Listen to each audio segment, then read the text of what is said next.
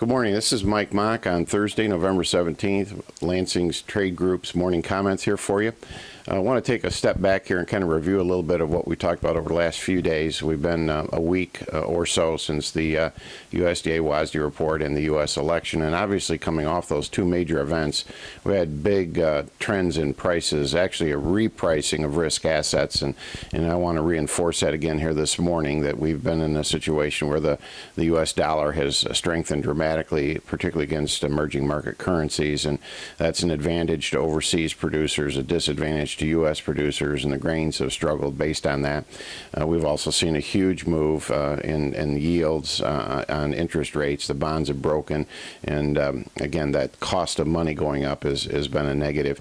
But those trends overnight are reversing a bit here. We have seen the bond market rally, and we think that we've put at least an interim bottom in here and should see bonds recover.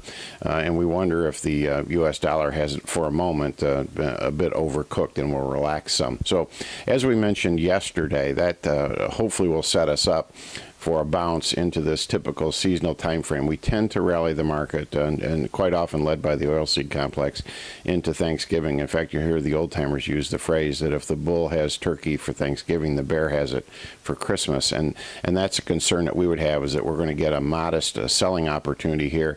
And then as we get closer to the holidays, farmers will begin to plan more cash flow sales in the first quarter, and the market will struggle. And that's particularly true if the Southern Hemisphere weather cooperates, and we don't see anything in the forecast this morning that would indicate otherwise. So we really want to reinforce that you get with your LTG individual merchandiser and start focusing on targeting some old crop opportunities. So it's a combination of trying to get the best kind of carry you can out of your space. If you can wait until spring or summer, we think that's ideal. And again, get with your merchandiser about the best basis opportunity, the best delivery location for you, and take advantage of it. And as we mentioned yesterday, we want to continue to use the 9-month government loan for cash flow purposes.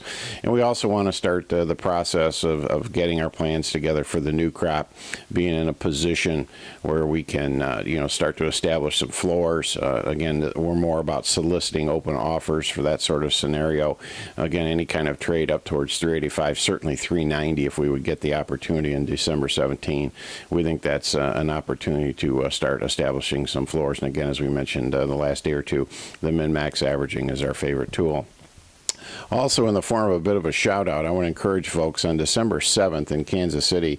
Our friends at Kevin Van Trump Report are going to be bringing in a bunch of folks from across the country. In fact, yours truly will be there as a moderator for a panel. But it's going to be a think tank kind of situation, a great exchange of ideas. We would encourage folks that have the time and capability to get out and participate in that program. Again, your LTG merchandiser will have all the basic information, but again, it's December 7th in Kansas City, and we would encourage folks to go. I think it's a great opportunity to hear what people across the industry are thinking, and we would want you to take advantage if you have the opportunity. That's all I got for you today. You have a great Thursday. We'll be back at it tomorrow. We'll see you then.